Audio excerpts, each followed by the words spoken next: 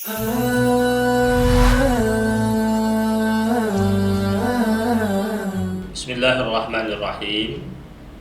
Sebagai manusia, begitu banyak hal yang membuat kita marah, yang kadang-kadang kita sering mengatakan inilah naluri manusia. Seperti ketika kita diserang, ditipu, dibohongi, frustasi, atau diperlakukan dengan cara zalim serta tidak adil. Dalam pandangan Islam, marah merupakan bencana yang dapat merusak akal. Ketika hati dalam kondisi lemah, maka setan dan bala tentaranya melakukan serangan demi serangan. Pada saat manusia marah, maka setan mulai mempermainkannya melalui kemarahannya itu, sebagaimana anak kecil yang mempermainkan bola. Dalam Al-Quran, kata marah disebut dengan al-ghadab, dan jumlahnya tak kurang dari 24 kali tercantum dalam Al-Quranul Karim. Dari sekian banyak ayat tersebut, kata al-ghadab lebih banyak dikaitkan kepada Allah Subhanahu wa ta'ala sebagai sang khalik, sang pencipta.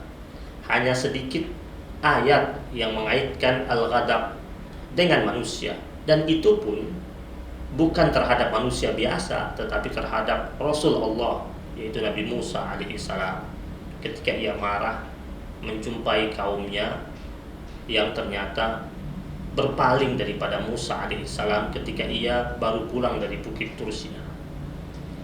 Dan tak kala Musa telah kembali kepada kaumnya itu, marahnya Musa alaihissalam bercampur sedih, dan ia pun berkata sebagaimana tercantum dalam surat Al-A'raf ayat 150, alangkah buruknya perbuatan yang kamu kerjakan sesudah kepergianku. Tapi marahnya Musa bukan marah yang diiringi dengan hawa nafsu, tetapi marahnya Musa alaihissalam bercampur kesedihan yang ia hadapi di hadapan kaumnya tersebut. Dalam Al-Quran, Allah telah menyinggung orang-orang yang telah menahan amarahnya dan selalu memaafkan kesalahan saudaranya.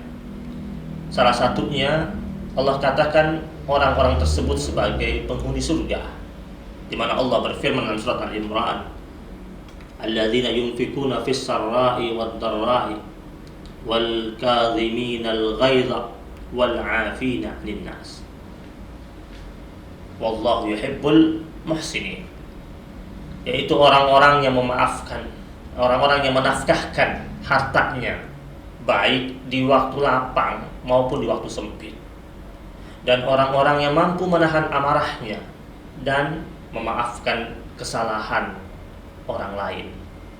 Allah sungguh mencintai orang-orang yang berbuat kebajikan. Berarti Allah Subhanahu wa ta'ala menegaskan kepada kita bahwasanya pribadi muslim yang dapat menghadirkan pemaafan adalah pribadi yang senantiasa memulainya dengan menahan amarahnya.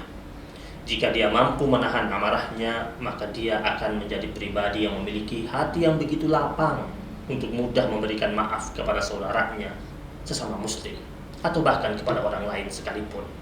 Dan mereka itu Allah katakan sebagai pelaku-pelaku ihsan.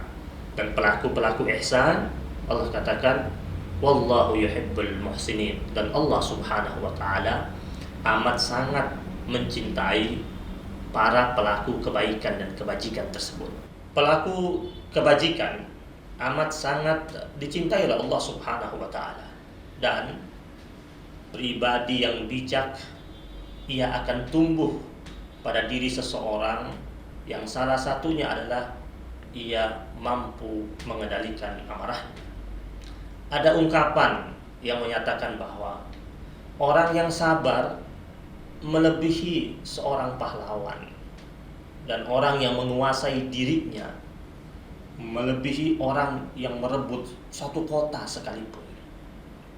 Saat berada di bawah pengaruh amarah, manusia berpotensi untuk mengambil sikap yang tidak terkontrol, sehingga bisa menimbulkan kerusakan demi kerusakan.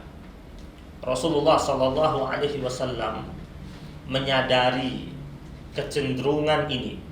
Bahkan Rasulullah Shallallahu Alaihi Wasallam mengajarkan kepada kita doa agar kita mampu mengendalikan amarah tersebut.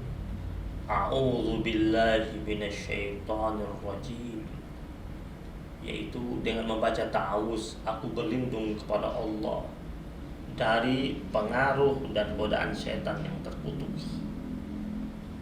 Allahumma Rabba Muhammadin, ya Allah, Tuhannya Muhammad, Tuhannya Nabi Muhammad sallallahu alaihi wasallam, ighfirli dzambi wa adhib ghaira qalbi, ya Allah, ampunilah dosa-dosaku dan hilangkanlah kemarahan yang bersemayam dalam hatiku. Wa ajirni, dan ya Allah, selamatkanlah aku dari apa? Min mudalliyatil fitan, min mudillatil fitan, dari segala macam bentuk kesesatan, fitnah. Ini hadis diriwayatkan oleh Ibnu Sunni. Ini ajaran Nabi Muhammad sallallahu alaihi wasallam kepada kita untuk membaca doa agar kita mampu mengendalikan amarah yang bersemayam dalam diri kita. Piagam penghargaan yang paling tinggi yang Allah persembahkan bagi mereka yang dapat mengendalikan emosi dan meredam amarah adalah persembahan surganya Allah Subhanahu wa taala. Sebagaimana pesan Nabi Muhammad sallallahu alaihi wasallam dalam sebuah riwayat hadis yang diriwayatkan oleh Imam At-Tabrani, ketika salah seorang sahabat Nabi datang kepadanya meminta nasihat kepadanya, Rasul menjawabnya, la taghdab walakal jannah, jangan marah, maka surgalah bagimu.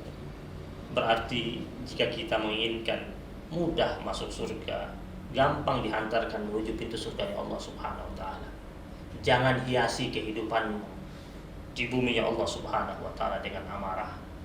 Mereka yang mampu mengendalikan amarahnya adalah pribadi-pribadi yang cemerlang, yang mampu menjadikan akal sebagai panglimanya dan menjadikan hawa nafsu sebagai tawanannya. Mari jadikan akal kita sebagai panglima dan nafsu sebagai tawanan, sehingga kita mampu menjadi pribadi yang senantiasa menahan amarah kita. Hakadha minni, wassalamualaikum warahmatullahi wabarakatuh.